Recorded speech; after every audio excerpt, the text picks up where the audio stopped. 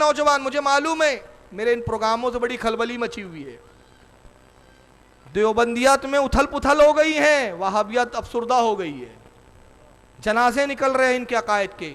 اب ان کی قوم ان کے ملاؤں کے پاس جاتی، حضرت میں جلسے میں شریک تھا، اس نے ویڈیو بھی دکھایا، پروجیکٹر پہ بھی دکھایا، ٹیبل پہ کتاب بھی تھی، کتاب بھی اٹھایا، تو صرف تسلی دینے کے لیے گوڑ سے پرہیز اور جلیبی کھا رہے ہیں. جی ایسی محاورہ کہ کیسا محاورہ؟ ہاں گڑ کھا کے گلگلوں سے پرہیز ہے.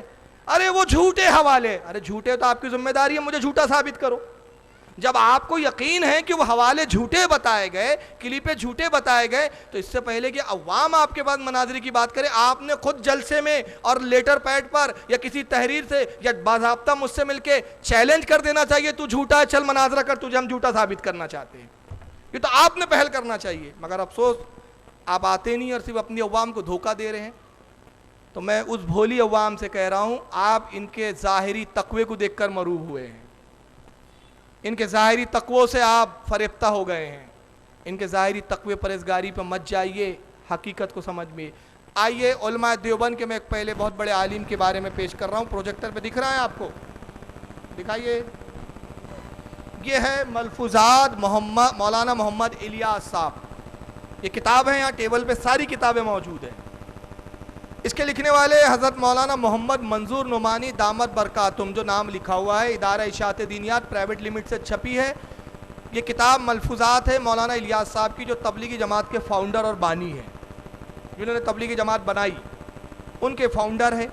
اور ان کے ملفوظات یعنی جو انہوں نے مجلس میں گفتگو اور باتیں کی تھی، اس کو یہاں لکھ دیا گیا ہے. انہی کے جماعت سے چھپی، انہی کے جماعت کے علماء نے لکھی، آج بھی مل رہی ہے، بک رہی ہے، ان کے کتب خانے میں آپ کو دستیاب ہو جائیں گے. آئیے اس کا صفحہ نمبر دیکھتے ہیں، 122. اس پر مولانا محمد الیاس کاندھیلوی صاحب بانی تبلیغی جماعت نے لکھا، فرمایا، یعنی انہوں نے کہا، حضرت گنگوہی رحمۃ اللہ علیہ دور کے قطب ارشاد اور مجدد تھے. کیا کہا انہوں نے؟ مولانا رشید احمد گنگوہی جو دیوبند کے ایک عالم، ان کی تعریف میں کہا کہ مولانا رشید احمد گنگوہی کا بہت بڑا مقام ہے، بہت بڑے عالم دین تھے، اور ان کی شان کیا تھی؟ وہ قطب ارشاد تھے. قطب ارشاد یہ ولایت کا ایک بہت بڑا مقام ہوتا ہے، جس کے ارد گرد ساری ولایت گھومتی ہے، سارے اولیاء اس کے ارد گرد ہوتے ہیں، یہ ان کا اولیاء کا سردار ہوتا ہے. یعنی مولانا رشید احمد گنگوہی تبلیغی جماعت والوں کے نزدیک اور علماء دیوبند کے نزدیک بہت بڑے اللہ کے ولی ہے اور مجدد بھی ہے. میں نے یہ حوالہ پہلے اس لیے بتایا کہ ایسا نہ ہو کہ جب میں بعد میں ان کی کچھ کتابوں سے دلیل پیش کروں تو کہنے والا کہے ہماری جماعت کے نہیں ہے، وہ ہم نہیں مانتے ان کو، یہ جھوٹ بولا جاتا ہے، اس لیے میں نے پہلے دکھا دیا. آئیے ان کی کتاب ہے جس کا نام ہے فتاوی رشیدیہ. یہ دیکھیے میرے ہاتھ میں اس وقت موجود بھی ہے، آپ کو پروجیکٹر اسکرین پہ دکھ رہی ہے. وہ مکتبہ تھانوی دیوبند یوپی سے چھپی ہے. یہ کتاب مولانا رشید احمد گنگوہی کے فتاوے ہے، جو انہوں نے اپنی زندگی میں فتوے دیے تھے، اس کو کتابی شکل میں جمع کر کے چھاپا گیا. اس کتاب کا صفحہ نمبر 139 ہے. اب یہ بڑی عبارت آئی، ان سے ایک سوال پوچھا گیا. مولانا رشید احمد گنگوہی سے سائل پوچھتا ہے، محرم میں عشرہ وغیرہ کے روز، عشرہ کہتے ہیں عاشورے کے دن کو، 10 محرم الحرام، محرم میں عشرہ وغیرہ کے روز شہادت کا بیان کرنا، یعنی امام حسین کی شہادت کا ذکر کرنا، ما اشار با روایت صحیحہ، یعنی اشعار بھی پڑھنا امام حسین کی شان میں، اور صحیح روایت بیان کرنا، یعنی جھوٹی اور لنپھن روایت نہیں، صحیح روایتیں بیان کرنا، یا بعض ضعیفہ، یا کچھ ضعیف روایت بھی بیان کر دی گئی، ضعیفہ بھی، والنیز سبیل لگانا، چندہ دینا. سبیل معلوم ہے نا آپ کو؟ سبیل لگاتے ہیں نا آپ. سائل پوچھ رہا ہے کہ امام حسین کا 10 محرم کو ذکر کرنا، ان کی ذکر کا بیان کرنا، ان کی شان میں اشعار پڑھنا، منقبتیں پڑھنا، سبیل لگانا ان کے نام سے، اس میں چندہ دینا، شربت پلانا، شربت دودھ بچوں کو پلانا درست ہے یا نہیں؟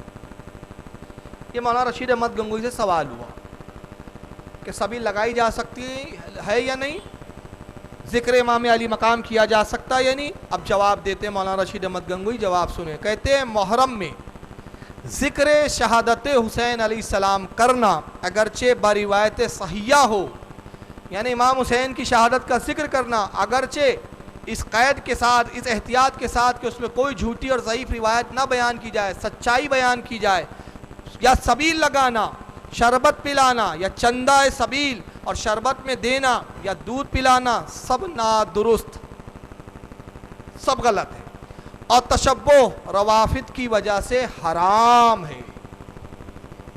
تشبہ کہتے ہیں یعنی شبہات، یعنی شیعوں کا یہ نقل ہے، شیعہ لوگ امام حسین کا ذکر کرتے ہیں، اس دن وہ شربت پلاتے ہیں، وہ دودھ پلاتے ہیں بچوں کو، لہذا ان سے مشابہت ہوتی ہے، لہذا ان کی مشابہت کی بنا پر یہ حرام ہے۔ میں آپ سے ایک بات پوچھنا چاہتا ہوں، کیا شریعت میں کسی بھی کام کے ناجائز ہونے کے لیے دلیل کافی ہے کہ اس کام سے کسی کام کے دوسرے لوگوں کے کام سے مشابہت پائی جاتی ہے اس لیے وہ حرام ہو گیا؟ انہوں نے حرام ہونے کی ایک بھی دلیل حدیث سے بیان نہیں کی، ایک بھی دلیل میں کسی امام کا قول بیان نہیں کیا کہ فلاں امام نے کہا کہ امام حسین کا ذکر کرنا حرام ہے۔ بتائیے ذکر حسین بھی حرام ہو سکتا ہے؟ ارے حسین تو اولیاء کے تاجدار ہیں، نبی کے نواسے ہیں، حسین کا ذکر تو خود رسول نے کیا ہے، نہیں کیا ہے؟ اگر نہیں کیا تو یہ حدیثیں آئی کہاں سے ہے؟ ہر زمانے میں صحابہ نے حسین کے ذکر کو بیان کیا، تبھی تو محدثوں تک آیا ہے وہ۔ امام علی مقام تو بڑی ذات ہے، اللہ کے رسول فرماتے اندہ ذکر الصالحین تنزل الرحمہ، جہاں اللہ کے نیک بندوں کا ذکر ہوتا ہے وہاں اللہ کی رحمت اترتی ہے۔ جہاں عام اللہ کے نیک بندوں کا ذکر ہو، رسول کے فرمان کے مطابق وہاں رحمتیں اتریں، اور جہاں حسین کا ذکر ہو وہ کیسے حرام ہو سکتا ہے؟ مگر افسوس کہ انہوں نے مولانا رشید احمد گنگوہی صاحب نے اس کے حرام ہونے پر نہ کسی امام کا قول بیان کیا، نہ کوئی حدیث بیان کی، نہ قرآن، بلکہ کس دلیل سے انہوں نے قیاس کیا؟ قیاس یہ کیا کہ صاحب کیونکہ شیعہ حضرات بھی یہ کرتے اس لیے حرام ہے۔ تو میں عرض کرنا چاہتا ہوں کہ خدا را انصاف کیجئے، شیعہ بھی حج کو جاتے ہیں تو کیا اب ہمارے لیے حج حرام ہو جائیں گا؟ شیعہ حضرات نماز بھی پڑھتے ہیں تو کیا ہمارے لیے نماز حرام ہو جائیں گی؟ بھیا بعد میں بانٹنا بیٹا، ایک رہنے دو، بعد میں بانٹو۔ چلیے اس سے بڑی مثال دے دوں، ہم حج کے لیے جاتے ہیں، غیر مسلم تیرت کے لیے جاتے ہیں، تو کل آپ کہیں گے بھائی تیرت سے مشابہت پائی جا رہی ہے، وہ بھی ایک تیرت کے ارادے سے نکلتے، آپ بھی نکل رہے ہو، حرام۔ وہ اپاس رکھتے ہیں، آپ روزے کے نام پر بھوکے رہتے ہیں، روزہ حرام۔ وہ گنگا اور جمنا کا پانی مقدس سمجھ کے پیتے ہیں، آپ آب زمزم کو مقدس سمجھ کے پیتے ہیں، لہذا آب زمزم بھی مقدس نہیں رہا۔ یہ دلیل کام دیں گی؟ مگر افسوس اہل بیت سے اتنا بغض ہے ان کے علماء میں کہ امام حسین کے شربت کو تو حرام کہہ دیا، امام حسین کے ذکر کو حرام کہہ دیا، مگر اسی فتاوے میں دوسری جگہ کیا کہتے ہیں؟ وہی کتاب ہے فتاوی رشیدیہ، اس کا صفحہ نمبر 597 597، یہ نہیں، ایک منٹ، دوسری کتاب، یہ فتاوی رشیدیہ صفحہ نمبر 576، اس میں دیکھیے سوال، وہی کتاب ہے، کتاب بدلی نہیں۔ صفحہ 122 پر، صفحہ 139 پر کیا لکھا؟ امام حسین کے نام کی سبیل لگایا تو حرام، مگر اسی کتاب میں آگے لکھا، کتاب بھی بدلی نہیں، صفحہ 576 پہ لکھتے ہیں، سوال ہوا ہندو جو پیاؤ پانی کی لگاتے ہیں سودی روپیہ صرف کر کے، مسلمانوں کو اس کا پانی پینا درست ہے یا نہیں؟ وہاں سوال ہوا تھا امام حسین کے نام سے چندہ دینا، چندہ مسلمانوں سے لیا جا رہا ہے، پاک حلال کمائی سے لیا جا رہا ہے، مولانا رشید احمد نے کہا حرام ہے، درست نہیں ہے۔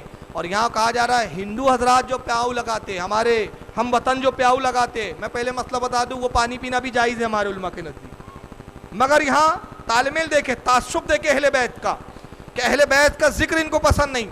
کہا جا رہا ہے کہ ہندو جو پیاؤ لگاتے، اور کس پیسے سے لگاتے؟ سودی بیاج کے پیسوں سے، پیسہ بھی حلال نہیں، اس پیاؤ کا پانی پینا کیسا ہے؟ جواب دیتے اس پیاؤ سے پانی پینا مذائقہ نہیں،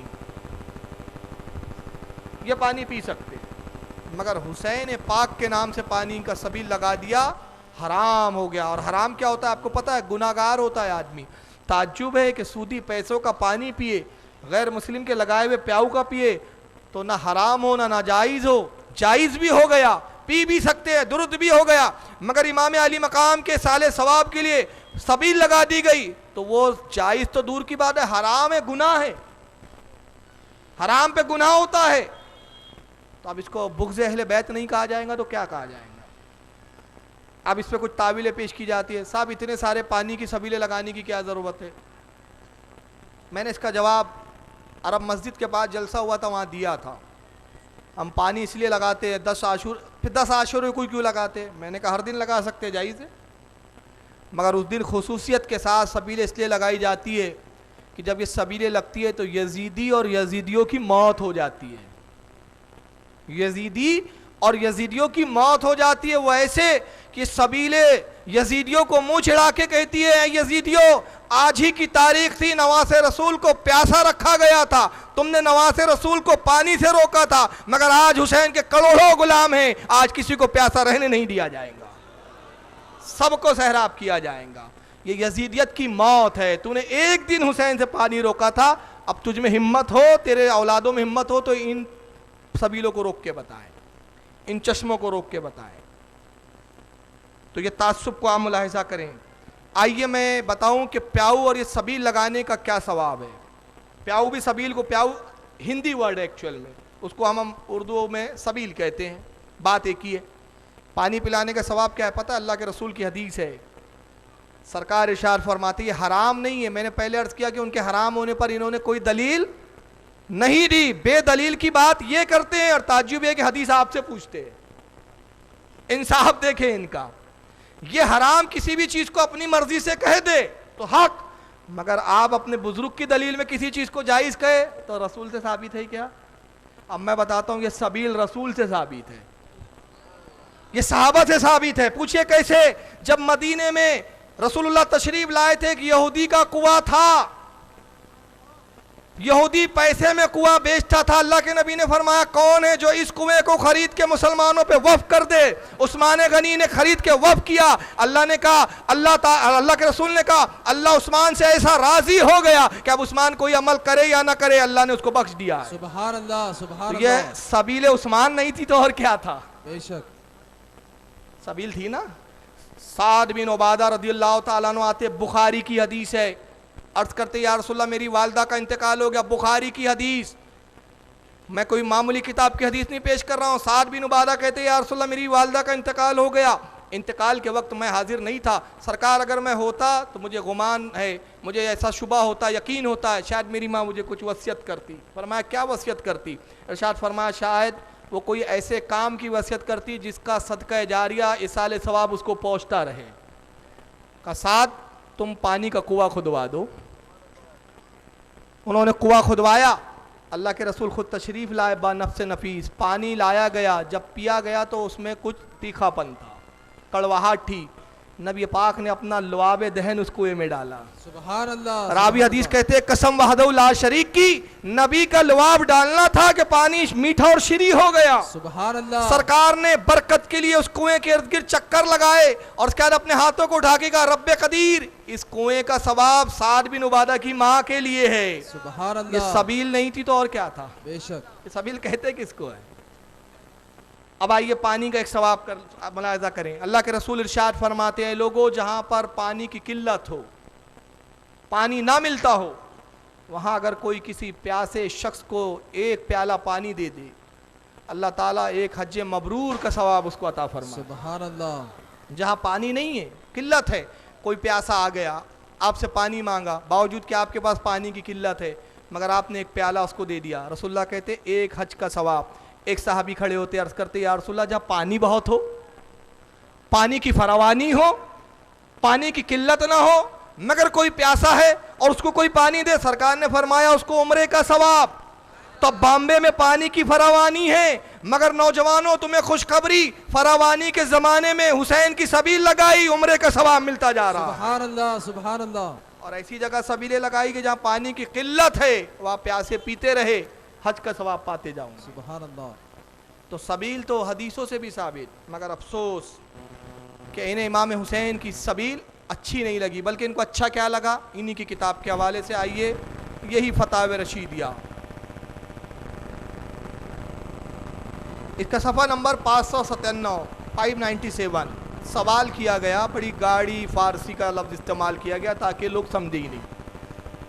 ایک جگہ پھر بھی دھوکہ کھا گئے. وہ سوال پوچھا جا رہا ہے مولانا رشید احمد گنگوئی صاحب سے, جو علماء دیوبند کے قطب ارشاد ہیں, ولیوں کے ان کے سرتاج ہے. جس جگہ ذاغ معروفہ کو اکثر حرام جانتے ہو, ذاغ معروفہ کہتے ہیں مشہور کوے کو. ذاغ کے معنی ہوتے کوا, فارسی زبان میں کوے کو کیا کہتے ہیں, یاد کر لیجئے, فارسی کا لفظ ہے. ذاغ کے معنی ہوتے کوا, اور معروفہ جو مشہور ہے.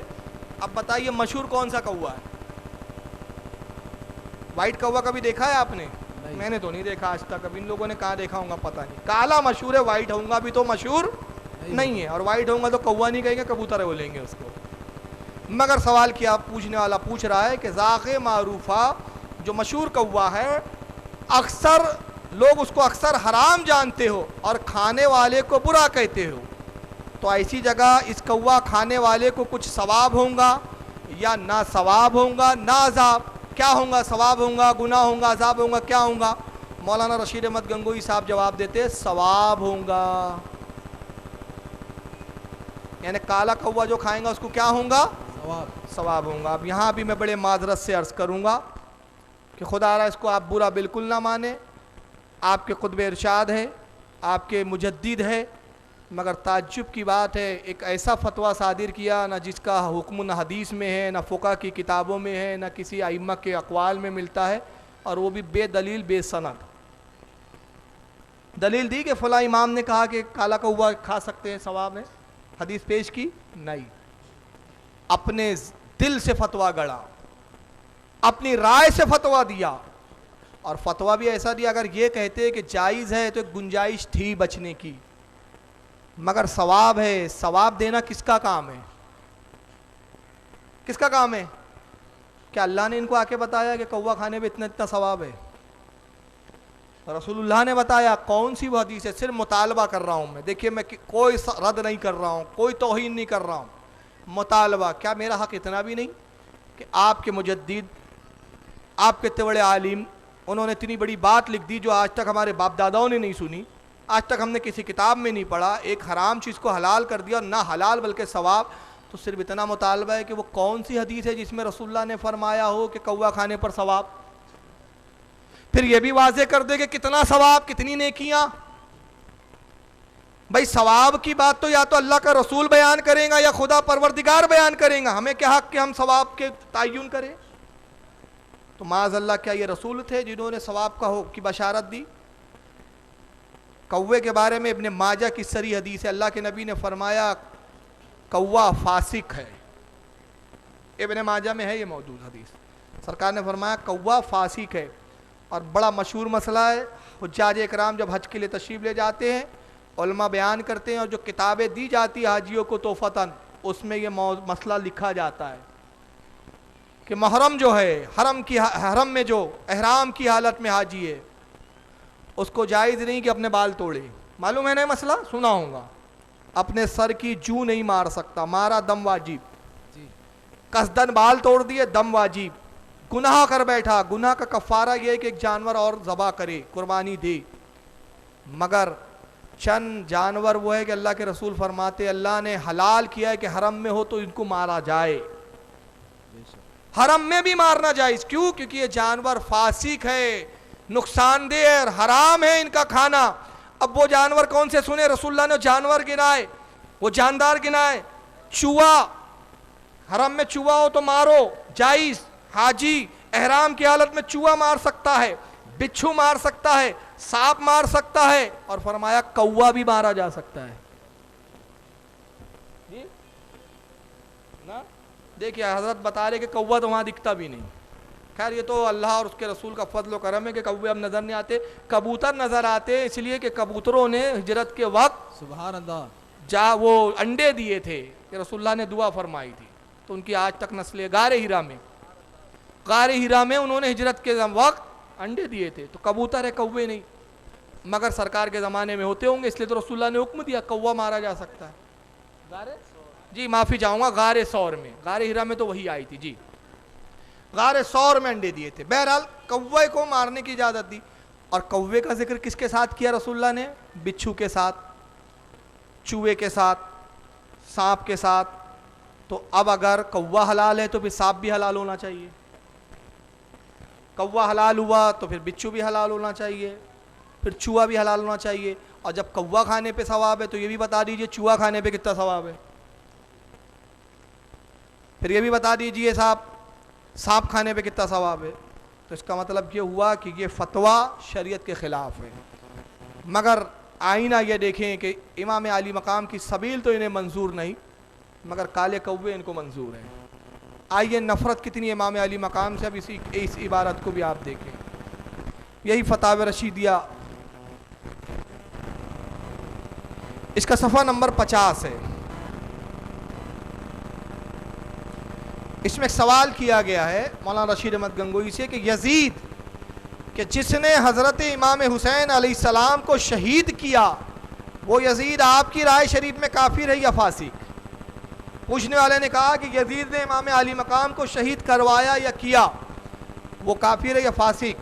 مولانا رشید احمد گنگوئی جواب دیتے ہیں کسی مسلمان کو کافر کہنا مناسب نہیں، کسی مسلمان کو کافر کہنا مناسب نہیں. یزید مومن تھا، بسبب قتل کے فاسق ہوا، کفر کا حال دریافت نہیں، کافر کہنا جائز نہیں، وہ عقیدہ قلب پر موقوف ہے. یعنی کہتے ہیں یزید کو کافر نہیں کہہ سکتے، کیوں کہ وہ عقیدہ قلب پر موقوف ہے. اب وہ یزید کے دل میں کفر تھا کہ ایمان تھا وہ تو یزید کو معلوم، ہمیں تو اس کے دل کا حال نہیں معلوم تھا، ہم اس کو کافر نہیں کہہ سکتے. اس کو یاد رکھیں، اس کو یہیں ابھی رہنے دیں. میں یزید کا کیا حکم ہے یہ نہیں بیان کرنا چاہتا، اس لیے کہ ایک بات واضح کر دوں، یزید کے تعلق سے ہمارے علماء میں ضرور اختلاف ہے، مگر اختلاف اس کے مومن ہونے پر نہیں ہے بلکہ کافر ہونے پر ہے. یہ یاد رکھیں. علماء کا ایک گروہ اس کو کافر مانتا ہے، اس پہ لعن طعن جائز قرار دیتا ہے. ائمہ اور علماء کا ایک گروہ اس کو فاسق و فاجر مانتا ہے، مگر مومن کوئی نہیں کہتا اس کو، اس کی تعظیم کا کوئی قائل نہیں، رضی اللہ اور رحمت اللہ علیہ کہنے کا کوئی قائل نہیں. اور امام غزالی کا جو قول پیش کیا جاتا ہے وہ شاذ ہے، اور شاذ قول سند اور دلیل نہیں بنتا. یہ ایک الگ اصطلاحی بحث ہو جائیں گے، ابھی وہ موقع نہیں ہے، وقت کم ہے. آئیے اب ذرا یزید کے بارے میں حدیث میں کیا ہے ذرا سن لے. میں اس تعلق سے میں نے کہا ہم فیصلہ کس کو بنا کروائیں گے، کس سے کروائیں گے؟ رسول اللہ سے. ہم رشید احمد گنگوئی کی نہیں مانیں گے کہ رشید احمد گنگوئی نے کہا کافر بھی نہ کہو، برا بھی نہ کہو، وہ تو عقیدہ دل پر ہے، زبان خاموش رکھو. آئیے رسول اللہ کیا کہتے ہیں. یہ ہے المصنف ابن ابی شیبہ، یہاں ٹیبل پر یہ موجود ہے، آپ کو دکھ رہی ہوں گی، کتابیں رکھیے بلیک والی. یہ امام ابن ابی شیبہ کی حدیث کی کتاب ہے. یہ اب 14 جلدوں میں تخارج کے ساتھ آئی ہے. پہلے یہ کل 6 جلدوں میں آتی تھی، اب 14 ہو گئی ہے. سعودیہ سے چھپی ہے. امام ابن ابی شیبہ امام بخاری امام مسلم کے استاد ہیں، ان کے شیخ ہیں. یہ حدیث کی معتبر کتاب ہے، اور المصنف ابن ابی شیبہ اس وقت لکھی گئی جب امام بخاری کی بخاری موجود نہیں تھی. امام مسلم نے بہت کثرت کے ساتھ امام ابن ابی شیبہ سے مسلم شریف میں حدیثیں لی ہے. امام بخاری نے بھی ان سے حدیثیں لی کیونکہ امام بخاری مسلم کے استاد ہیں. یہ اپنے المصنف کے اندر حدیث پاک نقل کرتے ہیں.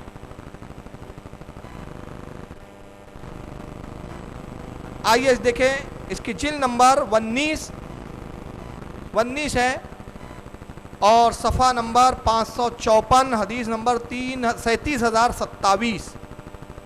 حضرت امام ابن ابی شیبہ سند بیان کرتے ہوئے کہتے ہیں حدثنا حوزہ ابن خلیفہ تھا، کہتے حدیث بیان کی حوزہ ابن خلیفہ نے عن عوفن، وہ روایت کرتے حضرت عوف سے، عن ابی خلدہ، وہ حضرت ابی خلدہ سے روایت کرتے، عن ابی عالیہ، وہ حضرت ابی عالیہ سے روایت کرتے، عن ابی ذرین قال، وہ صحابی رسول حضرت ابو ذر سے یا ابی ذر سے روایت کرتے، قال سمیت رسول اللہ صلی اللہ علیہ وسلم، وہ کہتے اللہ کے نبی صلی اللہ علیہ وسلم نے ارشاد فرمایا. ابی ذر کہتے ہیں کہ اللہ کے نبی نے ارشاد فرمایا اول من یبدل سنتی رجل من بنو امیہ.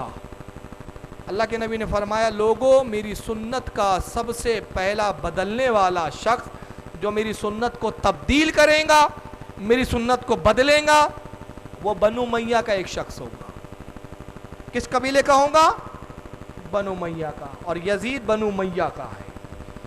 امام ابن ابی شیبہ آگے لکھتے ھذا اسناد و حسن، اس کی سند حسن ہے، یعنی یہ حدیث ضعیف بھی نہیں ہے. یہ حدیث ضعیف نہیں ہے بلکہ کیا ہے؟ حسن ہے، اور حسن حدیث جو ہوتی ہے وہ قابل قبول ہے۔ اسی حدیث کو جو امام ابن ابی شیبہ نے لکھا، امام بہقی نے بھی دلائل النبوت کے اندر جلد نمبر 6 حدیث نمبر 466 پر لکھا۔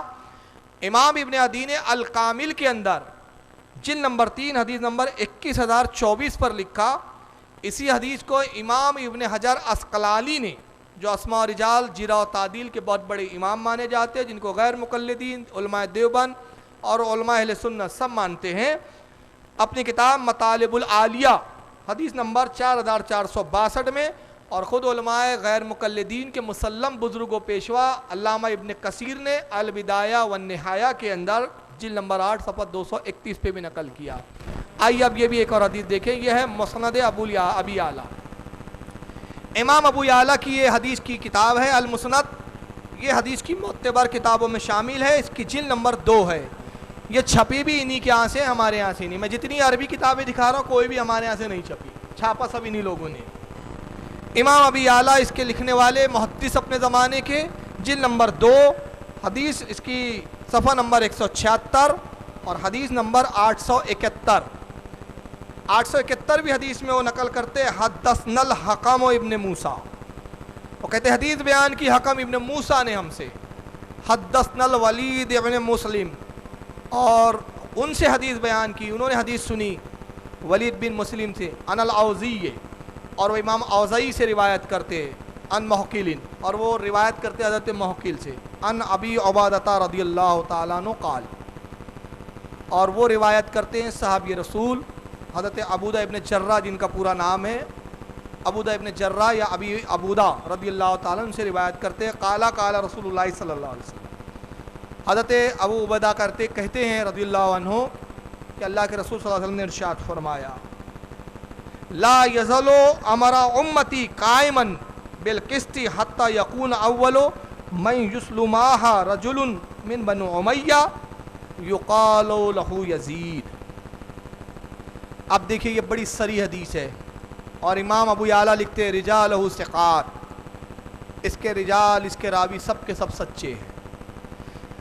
روایت کیا کرتے ہیں کہ اللہ کے رسول نے ارشاد فرمایا، لوگوں میری امت عدل و انصاف کے ساتھ قائم رہیں گی، لا یزل امر امتی قائما بالقسط، میری امت ہمیشہ ہمیشہ عدل کے ساتھ، انصاف کے ساتھ، اچھائی کے ساتھ قائم رہیں گی، حتیٰ یہاں تک کہ یقونا اولو، کہ سب سے پہلے میں یسلموہا رجول من بنو امیہ، بنو امیہ کا پہلا شخص ہوں گا، وہ شخص وہ ہوں گا بنو امیہ کا جو میری سنت میں تبدیلی لائیں گا، فتنے برپا کریں گا، اس میں جو ہے تغیرات لائیں گا، میری جو ہے اختلاف پیدا کریں گا، رخنہ اندازی ڈالیں گا، رکھنے پیدا کریں گا، اور وہ بنو امیہ کا شخص ہوں گا، یقال لہ یزید، اس کا نام یزید ہوگا۔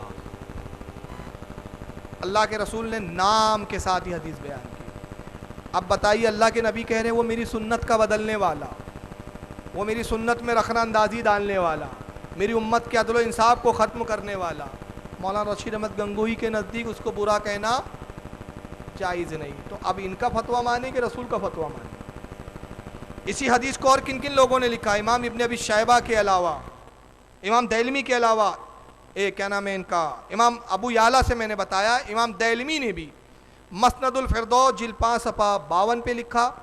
البزار میں امام البزار نے المصنف کے اندر جلد نمبر 1 صفحہ 1619 پر، الصواعق المحرقہ میں امام ابن حجر الحیتمی المکی الشافعی، انہوں نے صفحہ 314 پر، مجمع الزوائد میں امام حیثمی نے جلد نمبر 5 صفحہ 241 پر، امام ابن حجر عسقلانی نے لسان المیزان کے اندر جلد نمبر 8 صفحہ 507 حدیث نمبر 8594، علامہ ابن کثیر نے البدایہ والنہایہ جلد 8 صفحہ 231 پہ لکھا۔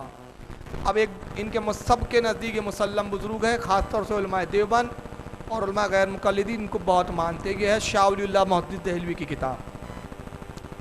شاہ ولی اللہ صاحب کی بڑی مارکت اپنے زمانے کی کتاب حجت اللہ البالغہ، شاہ ولی اللہ کو یہ سب مانتے ہیں مسلم بزرگ، انہوں نے اپنی اس کتاب حجت اللہ البالغہ کے اندر صفحہ نمبر اس کا جلد نمبر 2 صفحہ 330 ہے، اس پر لکھتے ہیں وَدُعَاتُ الدَّلَالِ यजीद बिशामी वल मुख्तार बिल इराकी व नहवी ज़ालिक। वो कहते हैं कि गुमराही की तरफ बुलाने वाले दो लोग हुए हैं, दो ऐसे हजरात गुजरे, दो ऐसे शख्स गुजरे जिन्होंने लोगों को गुमराही की तरफ बुलाया, खुद भी गुमराह हुए और दूसरों को भी गुमराह कर दिया। यानी नाम तो बाद में बता रहे शाह वलीउल्लाह, लेकिन पहले हुक्म सादिर कर दे रहे। और हुक्म क्या सादिर कर रहे शाह वलीउल्लाह मुहद्दिस साहब कि हुक्म ये है कि वो गुमराह तो थे ही बल्कि दूसरों को भी गुमराह किया। और वो दो कौन थे? यजीद बिशाम, यजीद जो शाम का रहने वाला था, वह मुख्तार बिल इराक, और दूसरा शख्स मुख्तार इब्न सकफी था जो इराक का था, वह नहवी ज़ालिक, और इसकी तरह और भी बहुत सारे लोग गुजरे जिन्होंने लोगों को गुमराह किया।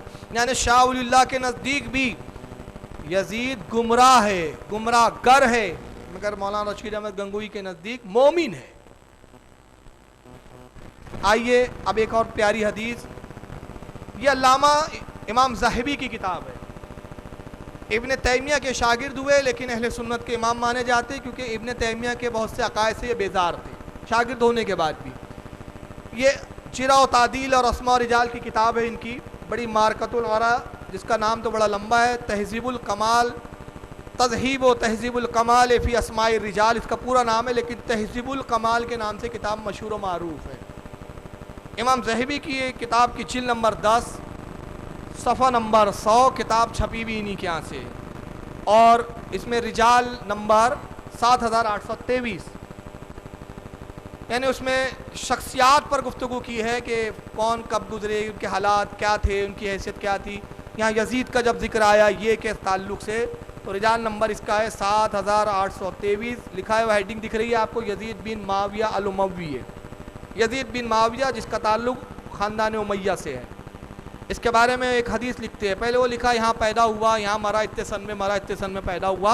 अब एक रिवायत नकल कर रहे हैं, कहते हैं काला नौफल इब्न अबिल फरात, हज़रत नौफल इब्न अबी फरात कहते हैं, कौन तो इंदा उमर इब्न अब्दुल अज़ीज़ रज़ियल्लाहु ताला अन्हु, कहते हैं कि एक मरतबा मैं उमर बिन अब्दुल अज़ीज़ के साथ बैठा हुआ था, उनके पास बैठा हुआ था। उमर बिन अब्दुल अज़ीज़ बनु उमैया के ही है, यजीद के ख़ानदान से है, उसी ख़ानदान से आए, मगर बहुत इंसाफ पसंद थे और नेक सीरत बुज़ुर्ग थे, अपने वक्त के मुहद्दिस व आलिम थे, बल्कि यहाँ तक उलमा ने कहा अपने सदी के ये पहले मुजद्दिद माने गए। मुजद्दिदों की जो फहरिस्त है सरकार की हदीस के मुताबिक हर सदी में एक मुजद्दिद आएगा, ये पहली सदी हिजरी के पहले मुजद्दिद हैं उमर बिन अब्दुल अज़ीज़, अल्लाह के बहुत बड़े वली। इनकी खिलाफत को खिलाफत राशिदा भी कहा गया। तो नौफल इब्न अबिल फरात कहते हैं कि मैं उमर इब्न अब्दुल अज़ीज़ के पास बैठा था, फ़ज़करा रजुलुन यजीद इब्न माविया, तभी एक शख्स ने यजीद इब्न माविया का जिक्र कर दिया। दरबार में एक शख्स भी था वहाँ, उसने यजीद इब्न माविया का जिक्र छेड़ा। फ़क़ाल अमीरुल मोमिनीन यजीद, उसने कहा इस बारे में अमीरुल मोमिनीन यजीद ये कहते हैं। यजीद को कैसे नाम लिया उसने यजीद का? अमीरुल मोमिनीन, मुसलमानों के अमीर, मुसलमानों के खलीफा यजीद इस बारे में कहते हैं। फ़क़ाल उमरा तक़ूलु अमीरुल मोमिनीन यजीदो, हज़रत उमर रज़ियल्लाहु ताला अन्हु उमर बिन अब्दुल अज़ीज़ जलाल में आए और उससे फरमाया तू यजीद को अमीरुल मोमिनीन कहता है, क्यों कहा तूने यजीद को अमीरुल मोमिनीन? फ़अमरा बिही फ़दरिबा इशरीन सौता, रावी कहते हैं कि हज़रत उमर का जलाल इतना बुलंद हुआ, इतना जलाल का इज़हार फरमाया, कहा तूने यजीद को अमीरुल मोमिनीन कहा, फिर आपने हुक्म दिया कि इसको इस कहने की सज़ा के तौर पर 20 कोड़े मारे जाए। बताना मकसद क्या है? ये अपने वक्त के बहुत बड़े इमाम मालिक जैसे इमाम ने इनकी ताज़ीम की है। अपने वक्त के बहुत बड़े हदीस के खिदमतगार, जिनकी खिलाफत खुलफाए राशिदीन में शुमार की गई, खलीफा राशिदा, बावजूद इसके कि यजीद के ख़ानदान के हैं, बनु उमैया के हैं, मगर यजीद को अमीरुल मोमिनीन बोलना उनको गवारा नहीं, यजीद का नाम लेना गवारा नहीं। और जो यजीद का जिक्र करे उनके नज़दीक उसकी सज़ा यह है कि 20 कोड़े मारे जाएं। तो मैं यकीनन कहता हूँ कि अगर उमर बिन अब्दुल अज़ीज़ आज बज़ाहिर हयात होते तो रशीद अहमद गंगोई की पीठ पे 20 नहीं 40 कोड़े मारते। 20 तो इसलिए कि तूने इमाम हुसैन की सबील को हराम बोला, और दूसरा कि यजीद की तारीफ़ करता है, मोमिन बोलता है, 20 नहीं, इसको 40 कोड़े मारे। अब बताएं आप इन बुजुर्गों को माने कि इनको माने? और इमाम ज़हबी ने लिखा वरवाहा याह्या इब्न अब्दुल मलिक इब्न अबी गुनियता अहदुन सिक़ात अन नौफल, वो कहते हैं कि इसको याह्या इब्न अब्दुल मलिक ने बिन अबी गुनिया ने अन नवाफिल हज़रत नवाफिल से रिवायत किया। ये सब सच्चे हैं, सब सच्चे रावी हैं, इसमें एक रावी भी झूठा नहीं है। यह हदीस सहीहुल इस्नाद है। और इसी हदीस को जो इमाम ज़हबी की तहज़ीबुल कमाल से मैंने पेश की, इसी हदीस को इमाम इब्न हजर अस्क़लानी ने तहज़ीबुत तहज़ीब के अंदर, ये भी जिरात आदिल और अस्मा और रिजाल की किताब है उनकी, इमाम इब्न हजर की, जिल्द नंबर 4 सफ़ा 429 में यजीद के ज़िक्र के तहत इस हदीस को नकल किया।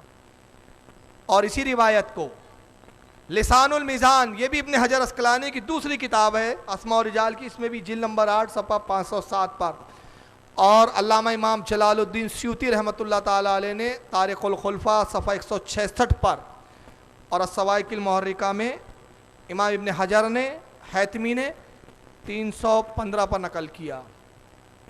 अब ज़रा अक़ीदे का दोगलापन मुलाहिज़ा करें। यजीद जो इमाम हुसैन के कातिल है, इमाम हुसैन का कत्ल जिसके सबब से हुआ, जिसके हुक्म से हुआ, जिसकी हुकूमत में हुआ, जिसके गवर्नरों ने इमाम हुसैन और ख़ानदान नबुव्वत को जो है तबाह बर्बाद कर दिया, उजाड़ दिया खातून जन्नत के चमन को, वो यजीद तो इनके नज़दीक मोमिन है। मगर अक़ीदे का ज़रा ये दोगला भी ज़रा पन आप मुलाहिज़ा करें और इंसाफ करें। ख़ास तौर से इबारत दिखाने से पहले मैं लोगों से गुजारिश करना चाहता हूँ कि जब हम इन उलमा को काफिर कहते हैं तो आपको बहुत तकलीफ़ होती है, मगर ज़रा अपने उलमा के कारनामों को भी तो देखिए कि आपके उलमा ने किन किन को काफिर कहा है। इन हस्तियों को अगर काफिर कहने के बाद भी ये मुसलमान बचे हैं तो फिर मैं समझ नहीं सक पाया हूँ कि ईमान कहते किसको है। आइए देखिए फतावा रशीदिया सफ़ा नंबर इसका 104, रशीद अहमद गंगोही से सवाल किया जा रहा है, हमारे हज़रत मुहम्मदुर रसूलुल्लाह सल्लल्लाहु अलैहि वसल्लम के वालिदैन मुसलमान थे या नहीं? सवाल हुआ कि रसूलुल्लाह के वालिदैन मुसलमान थे या नहीं? जवाब दिया हज़रत सल्लल्लाहु अलैहि वसल्लम के वालिदैन के ईमान में इख्तिलाफ है। हज़रत इमाम साहब का मज़हब यह है कि उनका इंतकाल हालत कुफ्र में हुआ। आप कहेंगे कि हाँ उन्होंने इमाम साहब का जिक्र किया, अभी तक तो मैं कह रहा था कि बिना दलील के बोल रहे, दलील अब तो दलील दिए ना भाई। इमाम साहब से मुराद यहाँ इमाम आज़म अबू हनीफा। अब ये बड़ी एक तहकीकी बात बोल रहा हूँ, हालांकि मैंने किसी मुस्तकिल बयान के लिए चीज़ उठा रखी थी। इंशाअल्लाह बिलादुन नबी के मौके पर मदनपुरा में मेरे 4 रोज़ा बयान है, वहाँ मैं रसूलुल्लाह के वालिदैन के ईमान पर एक टॉपिक पे गुफ्तगू करूँगा इंशाअल्लाह, तफसीलात वहीं बयान होंगी इंशाअल्लाह। अभी इसे एक ज़िम्नन बात कर रहा हूँ। फ़िक़्ह अकबर इमाम अबू हनीफा की तरफ मंसूब है वो किताब, बाज़ कहते इमाम आज़म की ही है, बाज़ कहते उनकी तरफ मंसूब है। बहरहाल अभी हम इस बहस में नहीं जाना चाहते कि मंसूब है या उनकी बेआइनी उन्हीं की किताब है। अलबत्ता उस किताब में ये कुछ नाक़िबत उनदेशों ने ये छाप दिया था कि अल्लाह के रसूल सल्लल्लाहु अलैहि वसल्लम के वालिदैन काफिर हैं, इमाम अबू हनीफा की तरफ मंसूब करके, उसी का इन्होंने हवाला दिया है। वहाँ लिखा हुआ था माता काफिरा, माता काफिरा, उनकी मौत कुफ्र पर हुई। लेकिन जब उलमा ने तहकीक की और पुराने नुस्खे तलाश किए, मैं वो वहाँ के बयान में तफसीलात बताऊँगा कि वो तहकीक करने वाले कौन आलिम हैं, कहाँ के नुस्खे उन्होंने लाए, और ख़ुद इन्हीं के इदारों में जो पहले नुस्खे छपे उसमें क्या था। आज मैं आपको एक ट्रेजिडी बताऊँ, हदीस के नाम पर इतनी धांधलियाँ हो रही है, इतनी धांधलियाँ हो रही है, इसके ताल्लुक़ से भी रे रोड पर इंशाअल्लाह प्रोग्राम होने वाला है दिसंबर में या जनवरी में इंशाअल्लाह, तारीख अभी तय हो जाएंगी, जिसमें मेरा उन्वान होगा हदीस के चोर। सिर्फ एक बात अर्ज कर दे रहा हूँ चूँकि यहाँ वो किताब मौजूद है। हज़रत मौलाए कायनात की तारीफ पर इमाम नसाई ने किताब लिखी, उस किताब का नाम है खसाइसे अमीरुल मोमिनीन अली इब्न अबी तालिब। हज़रत इमाम नसाई जिनकी किताब सुनन सियासित्ता में शामिल है किताब, ये दमिश जब गए तो वहाँ दमिश में हज़रत अली को गालियाँ बकने वालों का एक ग्रोह मौजूद था माशअल्लाह, जो हज़रत अली को लान तान करता था, गालियाँ देता था। आपने जब ये हाल देखा तो आपको बड़ा दुख हुआ, आप रो पड़े, और आपने फ़ज़ाइल अली पर एक किताब लिखी कि अली की फ़जीलत में, मौला कायनात रज़ियल्लाहु अन्हु की फ़जीलत में इतनी हदीसें हैं। उस किताब को लेके आप दमिश्क की जामा मस्जिद में गए इमाम नसाई रहमतुल्लाह अलैह, और इमाम नसाई ने फिर वो फ़जीलत पढ़ना शुरू किया। تو وہ بدبختوں نے پتھر مارنے شروع کیے. اتنے پتھر مارے کہ آپ ان پتھروں کے صدمے سے شہید ہو گئے. امام نسائی کی اس حال میں شہادت ہوئی. اندازہ لگائیے جس نے جس کتاب کے عوض اپنی جان دینا گوارا کیا وہ کتاب کی اہمیت کتنی ہوگی. انہوں نے اپنے درس کو موقوف نہیں کیا. جب پتھر برس رہے تھے مسجد میں ان پر دشمنان علی ان پر پتھر مار رہے تھے تو وہ بھاگے نہیں, ممبر چھوڑا نہیں, وہ درس دیتے رہے, پتھر کھاتے رہے, حتیٰ کہ اتنے زخمی ہوئے شہید ہو گئے. تو وہ کتاب جس کو امام نسائی نے اپنی قربانی دے کر لکھا تھا, اپنی قربانی کو گوارا کیا تھا, اس کتاب کی اہمیت کتنی ہوگی. وہ کتاب سعودیہ نے چھاپی. یہ میرے ہاتھ میں ایڈیشن ہے, سعودیہ سے چھپا, شارجہ سے چھپا ہوا. اور اس کے بعد ان بدبختوں نے غیر مقلدین نے وہی کتاب چھاپی. اب اس کتاب یہ بھی وہی کتاب چھپی بھی یہی انہی کے ادارے سے, یہ بھی انہی اداروں سے, دونوں کا ادارہ ایک ہی ہے, ایک ہی جگہ سے چھپی, شارجہ سے ہی چھپی. مگر آپ تعجب کرو گے اب جو چھاپی اس میں 70 حدیثیں انہوں نے اڑا دی. اس کے اندر کیوں اڑائی 70 حدیثیں؟ ان کے عقیدے کے خلاف تھی وہ حدیثیں. وہ حدیثیں وہ تھی جن کی بنا پر ان کے شرک کا ڈھنڈورا ختم ہو جا رہا تھا. آپ کو اس کی موٹائی سے ہی اندازہ ہو گیا ہوگا کہ کیا حال کیا ہے انہوں نے اس کتاب کا. تو جو لوگ حدیثیں بدل دے, حدیثوں میں تحریف کر دیں, وہ کس منہ سے کہتے ہیں کہ ہم اہل حدیث ہے؟ بے شرمو, حدیث کا تم سے بڑا خائن روئے زمین پر آج تک کوئی پیدا نہیں ہوا ہے. ایک جماعت وہ تھی جس کے بارے میں قرآن نے کہا یہودیوں کے علماء جو اللہ کی کتاب میں تحریف کرتے تھے, قسم خدا کی اس کے بعد اگر اللہ کے رسول کے کلاموں میں کسی نے تحریف کی ہے تو یہ اس زمانے کے یہ یہودی ہے بدبخت. یہ ہے وہ لوگ حدیثیں نکال دی. نتیجہ وہی ہوا. امام ابو حنیفہ کی کتاب میں لکھا تھا ماں ماتا کافرا, ماں کو اڑا دیا, ایک لفظ اڑایا میننگ ہی بدل گیا. یا تو کاتب سے غلطی ہوئی, اس نے دیکھا 2 ماں ہے, ماں ماتا, ماتا میں بھی ماں آتا ہے, اس سے پہلے ایک ماں آتا ہے نفی کے لیے, تو اس نے سمجھا شاید یہ 2 ماں ہے, یا یہ گمان ہو سکتا ہے, یا جان بوجھ کر قصدن. تو امام ابو حنیفہ نے لکھا تھا اپنی فقہ اکبر میں ماں ماتا کافرہ, رسول اللہ کے والدین ہرگز کفر پر نہ مرے. تو ماں اڑا دیا, مطلب یہ ہو گیا رسول کے والدین کفر پر مرے. یعنی عبارت ہی اڑا دی پٹھوں نے, لفظ ہی اڑا دیا. یعنی وہ اس کی مثال ایسی ہوئی کہ میں نے کہا پانی نہ پیو, آپ نے نہ ہی اڑا دیا میرے کلام میں. کہا پانی پیو, میں نے کہا نہ کہاں گیا بھائی؟ کہا اس کی ناک ہی کاٹ دی ہم نے. تو اندازہ لگائیے جو اپنے کفر کو چھپانے کے لیے نبی کے والدین کو کافر بنا دے اور اس کفر کی تہمت معاذ اللہ ابو حنیفہ امام اعظم کی طرف لگا دے, ان کے ایمان کی کوئی کسوٹی ہے؟ کس کسوٹی پر ان کو مسلمان کہا جائے؟ میں نہیں سمجھ پایا. مگر عقیدے کا دوگلاپن میں یہ بتانا چاہ رہا ہوں. موضوع یہ ہے کہ ایک طرف یزید مومن ہے, یزید کو کافر کہنا جائز نہیں, مگر دوسری جگہ رسول اللہ کے ماں اور باپ کو دھڑلے سے کافر کہا جا رہا ہے, اور اس کے بعد بھی ایمان بچا ہے. میں کہتا ہوں کس کی محبت میں جا رہے ہو لوگوں؟ ذرا تصور کرو, کہیں ایسا تو نہیں کہ تم جن کی محبت میں جا رہے ہو ان کے بارے میں تم نے تحقیق نہیں کی, صرف اپنے قوم کے چند خرافاتوں کو دیکھ کر بس زن ہو گئے؟ خدا کے واسطے غور کرو اور پلٹ آؤ.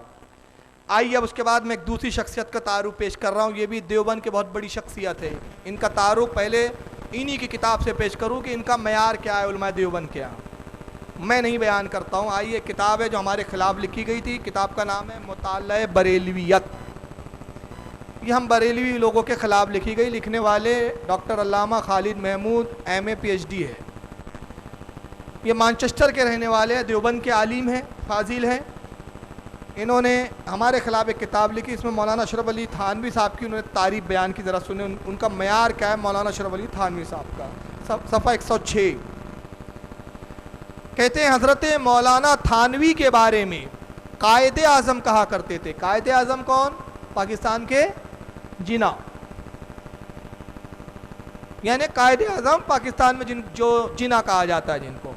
حضرت مولانا تھانوی کے بارے میں قائد اعظم کہا کرتے تھے کہ ہندوستان کے سارے علماء کا علم ایک طرف رکھیں اور تنہا مولانا تھانوی کا علم دوسری طرف رکھیں تو مولانا تھانوی کا پلڑا جھک جائے گا. یعنی ہندوستان کے تمام علماء اس زمانے کے جو تھے سب کا علم ترازو کے ایک پلڑے میں رکھا جائے, اور اس کے بعد تھانوی صاحب کا تنہا علم ایک پلڑے میں رکھا جائے, تو پلڑا کس کا بھاری ہوگا؟ थानवी साहब का। इसका मतलब ये हुआ कि हिंदुस्तान में इनसे बड़ा उस वक्त कोई आलिम था ही नहीं, इसलिए उनको कहते थे ये लोग हकीमुल उम्मत, उम्मत के हकीम थे ये। आइए थानवी साहब अपनी मलफूजात अल इफादातुल यौमिया में अब क्या कहते ज़रा सुने। हाँ, ये एक दूसरी और किताब दिखा देता हूँ, ये मलफूजात मौलाना मोहम्मद इलियास है, जो बानी तबलीगी जमात, जिन्होंने तबलीगी जमात बनाई, उनकी लिखी हुई है। मौलाना इलियास साहब थानवी साहब की तारीफ में कहते हैं, हज़रत मौलाना थानवी रहमतुल्लाह अलैह ने बहुत बड़ा काम किया है, बस मेरा दिल ये चाहता है कि तालीम तो उनकी हो और तरीक़ा तबलीग मेरा हो कि इस तरह उनकी तालीम आम हो जाएगी। वो कहते हैं मौलाना थानवी ने बहुत बड़ा काम किया, इतना बड़ा काम किया कि मैं चाहता हूँ तालीम उनकी हो, तरीक़ा मेरा हो, नॉलेज उनकी हो, सिस्टम मेरा हो। अपने सिस्टम से मैं अशरफ अली थानवी साहब की तालीम को पूरी दुनिया में आम करना चाहता हूँ। यानी ये उलमा देवबंद के सरखुरू सबसे बड़े आलिम थे। अब आइए मौलाना थानवी क्या कहते हैं ज़रा सुनिए। यह है अल इफादातुल यौमिया।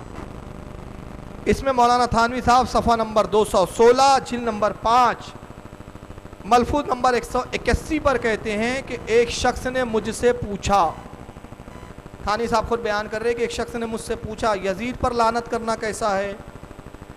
मैंने कहा यजीद पर लानत करना ऐसे शख्स को जायज़ है जिसको ये यकीन हो कि मैं यजीद से बदतर होकर ना मरूंगा। थानवी साहब कहते हैं कि यजीद पर वही शख्स लानत करे जिसको ये यकीन हो कि मैं यजीद से अच्छी हालत में मरूंगा। मैं कहता हूँ हर शख्स इंशाअल्लाह यजीद से करोड़ दर्जे अच्छी हालत में मरेगा, इसलिए कि कोई कितना ही गुनाहगार हो सकता है मगर औलाद रसूल का कत्ल करने का वो तसव्वुर भी नहीं कर सकता। ये बदबख्ती यजीद का हिस्सा है, कोई कितना ही खताकार हो। मगर कहते हैं लानत वो करें जिसको यकीन हो कि यजीद से बदतर होकर ना मरूंगा, यानी जिसको डर हो कि मैं यजीद से बदतर होकर मर सकता हूँ, उसने लानत नहीं करनी चाहिए। अब यहाँ से वाज़े हो गया कि मौलाना रशीद अहमद गंगोई को डर था कि मेरा खात्मा यजीद से बदतर ना हो, इसलिए वो नहीं करते थे। अशरफ अली थानवी साहब को भी डर था कि मेरे अमाल का यजीद से बदतर ना हो, इसलिए भी वो लानत नहीं करते थे। आगे लिखते हैं, क्योंकि अगर ऐसा हुआ तो यजीद ये ना कहेंगा क्या मुंह लेकर मुझ पर लानत की थी, सो इसका भी कुछ पता नहीं कि खात्मा किस हाल पर होगा, बस अल्लाह ही की पनाह मांगे। अब यहाँ पर मौलाना थानवी साहब फरमाते हैं कि जिसको ये यकीन हो कि मैं यजीद से अच्छा होकर मरूंगा वही लानत करे, वरना ऐसा ना हो, अब बात के जुमले पे गौर करें, वरना ऐसा ना हो कि यजीद ये आकर ना कहे क्यों मियाँ किस मुंह से मुझ पर दुनिया में लानत की थी। मैं उलमा देवबंद से इंतहाई मुखलिसाना तौर पर नरमी के साथ अर्ज़ करता हूँ, पूछता हूँ, ये बताइए मौलाना अशरफ अली थानवी ने आपके मौलाना ने लिखा कि यजीद ये आकर कह सकता है कि किस मुंह से मुझ पे लानत की थी, तो यजीद ये आकर कहाँ कहेगा? क्या ख्याल है? अरे भाई ये यजीद पूछेगा कहाँ से आकर? दो जगह हो सकती है, जहन्नम में आए के पूछेगा, ये दूसरा शख्स भी जो यजीद पर लानत करता था वो भी जहन्नम में जाए, यजीद भी जाए, फिर यजीद पूछेगा क्यों तू तो जहन्नम में आया, क्या मुंह लेकर मुझ पे लानत करता था। एक चीज़ ये, मगर मौलाना थानवी के नज़दीक जहन्नम में नहीं आएगा, वो कहाँ आएगा? आगे की इबारत है, वो आगे की इबारत में अभी पढ़ूंगा, ज़बानी बता रहा हूँ। कहते कब्र में यजीद यजीद कहते रहना, यजीद कब्र में आ सकता है। मगर ताज्जुब की बात है कि जब अहले सुन्नत कहते हैं कि बुखारी शरीफ में है और हम हदीस के हवाले के साथ बोलते हैं, बगैर हवाले की भी नहीं, कि अल्लाह के रसूल ने फरमाया कि कब्र में 3 सवाल होते हैं, मर रब्बो का, मा दीनों का, तेरा दीन क्या है, तेरा रब कौन है। और अल्लाह के नबी कहते हैं मा कुंता तकुलु हक्को हाजा फिर रजुल, पूछा जाता है इस शख्स के बारे में तू क्या कहता था। हम कहते हैं यहाँ हाजर रजूल आया है, यानी ये बता रहा है ये जुमला के रसूलुल्लाह कब्र मुबारक में मौजूद होते हैं, कब्र में तशरीफ लाते हैं। कहा जाता है रसूल तो मरकर मिट्टी में मिल गए, वो कब्र में नहीं आते, रसूल तो नहीं आ सकते मगर यजीद आ सकता है। अच्छा और सुनिए, तक़वतुल ईमान उसमें लिखा गया कि अल्लाह के नबी ने फरमाया मैं कुछ नहीं जानता कि मेरे साथ क्या होगा, मेरे बाद क्या होगा, ना मैं कब्र का हाल जानता हूं कि कब्र में क्या होगा, ना अपना हाल जानता हूं ना किसी और का हाल जानता हूं। यानी रसूल कहते हैं मेरे विसाल के बाद मैं तुमसे गाफिल, तुम क्या कर रहे हो मैं हाल नहीं जानता, तुम्हारे साथ कब्र में क्या होगा मैं नहीं जानता। अभी मैं तक़वतुल ईमान की इबारत भी दिखाऊंगा आपको। मैं सवाल ये करना चाहता हूँ, नबी तो नहीं जानते हमारे हाल को कि हम क्या कर रहे हैं, यजीद तो मर चुका, यजीद को कहाँ से पता चल जाएगा कि हम उस पर लानत करते थे? یزید کو علم غیب ہو جائیں گا تو تم یزید کا تو علم غیب مانتے ہو, نبی کا نہیں مانتے. بھائی یزید قبر میں آئیں گا نا, اس کو کیسے پتہ چلے گا؟ ارے یہ فلاں بامبے کا فلاں شخص, مثلا میں اپنا نام لوں, یہ ناگپور کا فاروق رضوی مجھ پہ بڑی لعنت کرتا تھا, آج اس کا انتقال ہو گیا, اور اس کا انتقال ہوا تو فلاں قبرستان میں دفن کیا گیا, اس قبرستان کی فلاں قبر میں. یہ پٹھا آ کے پوچھیں گا کیوں, کس منہ سے لعنت کرتا تھا؟ غور کرو, یعنی اس کو میری قبر بھی پتہ چل جائیں گی, میرے انتقال کا بھی پتہ چل جائیں گا. تو یزید اتنا باخبر ان کے عقیدے کے مطابق, مگر ساری بے خبری کس کے لیے بتاتے ہیں؟ نبی کے لیے. اور جب ہم یہ عقیدہ ان کا موازنے سے بتاتے, مولانا جھگڑالو تھے, نماز کی بات نہیں کی. میں کہتا ہوں نماز فرض ہے, سب پڑھو, نماز فرض عین ہے. بچہ بھی ہوتا ہے نا ہمارے یہاں, جب ہوش سنبھالا جاتا ہے تو اس کو ماں باپ سکھاتے ہیں بیٹا نماز پڑھ. نماز پہ تو اختلاف ہے ہی نہیں, نماز پہ کہاں اختلاف ہے؟ ہمارے جلسوں کو خراب کرنے کے لیے, ہماری باتوں کو نظر انداز کر کے, ہم بات عقیدے کی جب اسٹیج سے کرتے ہیں تو بتایا جاتا ہے کہ نماز پڑھو. نماز کی بات نہیں کی مولانا نے, غیبت کر رہے تھے, برائی کر رہے تھے. میں کہتا ہوں غیبت ہم نہیں کر رہے تھے, تمہارے علماء نے اپنی کتابوں میں غیبتیں لکھی ہے, ہم صرف بتا رہے ہیں. میں دو باتیں عرض کرنا چاہتا ہوں اس تعلق سے. اللہ تعالیٰ آپ سب کو ہدایت عطا فرمائے اور سمجھنے کی توفیق عطا فرمائے. تاج الشریعہ ایک مرتبہ ناگپور میں تشریف لائے. اب تاج الشریعہ ہے تو شان جلسہ منعقد کیا گیا. چٹنس پار اسٹیڈیم ہے ایک ناگپور کا, وہاں پہ جلسہ تھا, بہت لوگ تھے, کثیر, ہزاروں روپے خرچ ہوئے. تاج الشریعہ نے آیا, 15 منٹ خطاب کیا اور عقیدے پر خطاب کیا. دوسرے علماء نے بھی خطاب کیا, عقیدے پہ خطاب کیا. دوسرے دن وہابی کیا کہتے ہیں, کہتے دیکھو اتنے لاکھ روپے خرچہ کیے, نماز پر نہیں بولے. یہ بولتے ہیں. میں نے اس کا ایک جلسے میں جواب دیا, میں نے یہ کہا یہ بتاؤ یہ جلسے پہ روپے کتنے خرچ ہوئے؟ اس جلسے پہ کم سے کم میں نے کہا 60 سے 70 ہزار روپے خرچ ہوئے.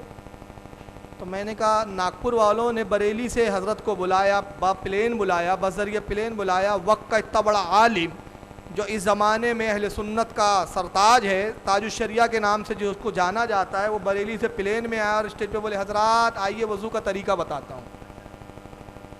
وضو میں 4 فرض ہے, ہاتھ ایسے دھونا چاہیے, نماز کی نیت ایسے کرے. یہ توقع کرتے ہیں آپ, مسائل بتائیں گا نماز.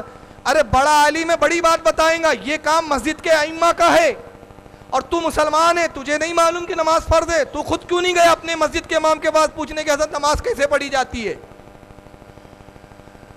دھوکہ دیتے ہو کیا؟ مساجد کے ائمہ ہمارے نماز پر نہیں بولتے؟ ہر امام بولتا ہے ہمارے یہاں کا باخدا. جب بھی یہاں محرم منائے گئے, ہر جلسے میں ذمہ داری سے کہہ رہا ہوں, میں نے بھی کہا, علماء نے بھی کہا, سب کہتے ہیں جب امام حسین کی شہادت کا موقع آتا ہے, شہادت کا ذکر آتا ہے, اور جب یہ بیان کرتا ہے خطیب کہ امام سجدے میں شہید ہوئے, وہاں نماز کی بھی تلقین کرتا ہے کہ دیکھو امام نے نماز نہ چھوڑی, تم بھی نماز نہ چھوڑو. وہاں نماز پہ زور دیا جاتا ہے. مگر تم دھوکہ دیتے ہو کہ ہم نماز کی بات نہیں کرتے. اصل میں معاملہ یہ ہے کہ تم چاہتے ہو کہ ہم صرف نماز کی بات کریں, ہر جلسے میں نماز کی بات, ہر جلسے میں نماز کی بات, اور تمہارے مولویوں کی پول کھلنے سے رہ جائے. تمہارے مولویوں پہ کپڑے جو ڈھکے ہوئے, جو تم نے چھپایا ہے, ڈھانپ رکھا ہے, وہ ڈھکے رہ جائے. تو نماز تو فرض ہے بھائی. میں بھی کہتا ہوں آپ سب نماز پڑھیے, اور خدا کی قسم پڑھیے. اللہ نے چاہا اگر ہر سنی پکا نمازی ہو گیا تو اس کے بہت سارے فائدے ہیں. میں 3 فائدے بتاتا ہوں, فائدے تو بے شمار ہیں. 3 بڑے فائدے بتاتا ہوں. آپ کی مسجدیں محفوظ ہو جائیں گی, چونکہ آپ تعداد میں کم ہوتے ہیں. یہ لوگ گھس کر جا کے نمازی بنتے ہیں اور مسجد پہ قبضہ کر لیتے ہیں. غازب لوگ ہیں, بناتے کم ہے, قبضہ زیادہ کرتے ہیں. دوسرا فائدہ یہ ہوگا کہ جب آپ نماز پڑھو گے اپنے علماء سے وابستہ رہو گے, علماء کی صحبت رہیں گی, مسئلہ مسائل دین کی شریعت کے احکام سے آپ واقف ہوتے جائیں گے, اللہ رسول کی خوشنودی آپ پاتے جائیں گے. اور تیسرا کہ نماز کی برکتوں سے آپ کے رزق میں بھی برکتیں ہو جائیں گی, گھر کی مصیبتیں اور پریشانیاں دور ہو جائیں گی. تو نماز بالکل پڑھیں, فرض عین ہے, پڑھیں. جہاں موقع ملے پڑھیں. جہاں موقع سے مراد سنی مسجد جہاں ملے وہاں پڑھیں. سنی مسجد نہ ملے گھر میں پڑھیں, روم میں پڑھیں, مگر نماز کو نہ چھوڑیں. لیکن بہرحال اللہ تعالیٰ ہم سب کو توفیق عطا فرمائے. میں عرض کر رہا تھا کہ یزید کے بارے میں تو ان کا یہ نظریہ ہے کہ وہ قبر میں بھی آ سکتا ہے, مگر نبی کے بارے میں نہیں. تو مولانا اشرف علی صاحب کہتے کہ یزید آ کر یہ نہ کہیں گا، کس منہ سے لعنت کرتے تھے. اسی افادات الیومیہ کا ایک دوسرا صفحہ 772، وہی کتاب جلد نمبر 5، اسی کتاب میں آگے مولانا اشرف علی لکھتے ہیں ایک شخص نے مجھ سے پوچھا کہ یزید پر لعنت کرنا کیسا ہے. میں نے کہا جس شخص کے یقین کے ساتھ ثابت ہو جائے کہ ہم یزید سے اچھے اس کو جائز ہے، اور یہ یقین مرنے کے بعد ہو سکتا ہے، تو پھر قبر میں بیٹھے بیٹھے یہی وظیفہ رٹا کرنا، لعنت بر یزید، لعنت بر یزید. باقی یہاں تو ابھی اپنی ہی کشتی ڈاواں ڈول ہے. یہ جملے کس کے ہیں؟ مولانا اشرف علی تھانوی کے. وہ کہتے ہیں جس کو اپنے خاتمے پہ اچھے خاتمے کا یقین ہو وہی یزید پر لعنت کرے، ورنہ حال تو یہاں ہے کہ یہاں اپنی ہی کشتی ڈاواں ڈول ہے. میں کہتا ہوں تھانوی صاحب آپ کی ہوں گی کشتی ڈاواں ڈول، ہمارے امام کی تو نہیں ہے. ہمارا امام تو بول چکا خوف نہ رکھ رضا ذرا، تو ہے عبد مصطفیٰ، تیرے لیے امان ہے، تیرے لیے امان. نعرہ تکبیر، نعرہ رسالت، عشق و محبت، عشق و محبت.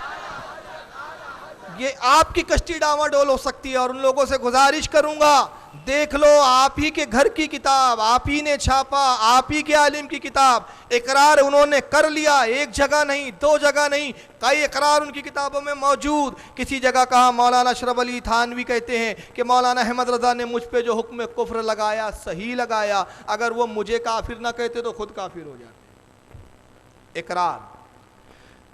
ہماری نماز بریلیوں کے پیچھے ہو جاتی ہے کیونکہ ہم انہیں کافر نہیں جانتے. کمالات اشرفیہ میں لکھا ہے کہ کتاب کا حوالہ دینے کی ذمہ داری. وہی مولانا اشرف علی لکھتے ہیں مولانا احمد رضا بہت بڑے عالم دین تھے. ہم غیر مسلموں سے کہا کرتے تھے کہ اگر دنیا کے تمام علوم، تمام علم کسی ذات میں جمع ہو سکتے ہیں تو وہ دنیا میں صرف مسلمان قوم ہے، اور تمہیں اگر کسی کو بطور آزمائش آزمانا ہو تو مولانا احمد رضا کو دیکھ لو. دنیا کے تمام علوم اللہ نے ان کو عطا کیے ہیں. اور اس کے بعد کہتے ہیں کہ میری بڑی تمنا تھی کہ مولانا احمد رضا صاحب کی اقتداء میں ان کے پیچھے نماز پڑھتا. ان کا انتقال ہو گیا، افسوس یہ تمنا ہی رہ گئی. ہم تو امام ہیں تمہارے بھائی. جو مقتدی بننا چاہتا ہے تم نے اس کو امام بنا لیا. اس امام کو چھوڑ کر، اس امام کو چھوڑ کر جو مقتدی بننے کی خواہش کرتا رہا زندگی بھر، اس کو تم حکیم الامت اور امام بول رہے ہو. آؤ اس طرح جس کی کشتی ڈاوا ڈول ہوتی ہے اس کے پیچھے نہیں چلا جاتا، چلا اس کے پیچھے جاتا ہے جو یہ اعلان کرتا ہے کریم اپنے کرم کا صدقہ لائی میں بے قدر کو نہ شرما، تو اور رضا سے حساب لینا، رضا بھی کوئی حساب میں ہے. سبحان اللہ، نعرہ تکبیر. اس کو امام بنایا جاتا ہے بھائی. جس کی کشتی ڈاواں ڈول ہوتی ہے اس کو نہیں بنایا جاتا. تو سمجھیے آپ میرے جملوں کو طنز کی طرف توجہ مت دیجیے. ہو سکتا ہے کچھ جملے آپ کے دلوں پہ سخت لگے، مگر دوا کڑوی ہی جلدی فائدہ مند ہوتی ہے نا. میٹھی دوا جلدی اثر نہیں کرتی. یہ دوا ہے، آپ کے علاج کے لیے تجویز کی جا رہی ہے. یہ نسخہ شفا دیا جا رہا ہے. کڑواہٹ کو مت دیکھیے، یہ دیکھیے کہ دوا ہے، یہ شفا کی دوا ہے، لے لیجئے. اور اگر اس کو دل کے آئینے میں آپ نے رکھ لیا، اپنے اندر قبول کر لیا، انشاءاللہ گمراہیت اور بددینی کا مرض ختم ہو جائے گا انشاءاللہ. کیونکہ نہ مولانا اشرف علی تھانوی کام آئیں گے. میں ایک جملہ بڑھا کے کہہ دوں علماء سے معذرت کے ساتھ، مولانا اشرف علی کام آئیں گے نہ ہمارے علماء کام آئیں گے. کام رسول اللہ آئیں گا، آمنہ کا لال آئیں گا. بس ہمیں اس امام کی پیروی کرنا ہے، اس عالم کے پیچھے چلنا ہے جو آمنہ کے لال کا غلام بنا دے. اور جو غلامی سے رشتہ توڑ رہا ہے وہ ہمارا نہیں ہو سکتا بھائی. اس کے پیچھے چلنے میں کوئی فائدہ نہیں ہے ہمارا. تو ہم یہ دیکھ رہے ہیں، ہم نے امام احمد رضا کو اس لیے تھوڑی مانا ہے کہ وہ نقی علی خان کے بیٹے ہیں، جاگیردار تھے، بہت پیسے والے تھے اس لیے مانا. نہیں صاحب، امام احمد رضا کو ہم نے امام اس لیے نہیں مانا کہ صاحب وہ بہت بڑے نعت گو شاعر تھے. ہم نے امام احمد رضا کو اس لیے امام مانا کہ انہوں نے مصطفیٰ صلی اللہ علیہ وسلم کی محبت کا راستہ ہمیں بتایا ہے، ایمان کی پہچان عطا کی ہے. نبی کی غلامی کیسے کی جاتی ہے یہ سلیقہ اور یہ ڈھنگ امام احمد رضا کی بارگاہ سے ہمیں ملا ہے، اس لیے امام مانا ہے. مگر افسوس آپ ان لوگوں کے پیچھے چل رہے ہیں جن کی تعلیمات رسول سے ہٹاتی ہے. آپ تعجب کریں گے کہ نواز رسول سے دشمنی کا یہ حال پاکستان میں تبلیغی جماعت جن کا تعلق طالبان سے ہے، اور میں بلا خوف و تردید کہوں گا طالبان ایک آتنکوادی سنگٹھن ہے جس کا اہل سنت والجماعت سے دور کا کوئی لینا دینا نہیں, کوئی تعلق نہیں. ان میں اور ہم میں ایسا ہی فرق ہے جیسے زمین اور آسمان میں فرق ہے. ہم قبروں کی تعظیم کرنے والے اور یہ قبروں کے دشمن ہیں. یہ قبروں کو ڈھاتے ہیں اور ہم قبروں کو بناتے ہیں. ہم میں اور ان میں کبھی تال میل نہیں ہو سکتا. اور عجیب قوم ہے یار, دشمنی بھی مردوں سے لیتے ہیں. یہ تصور کرو یار, گراوٹ کی انتہا.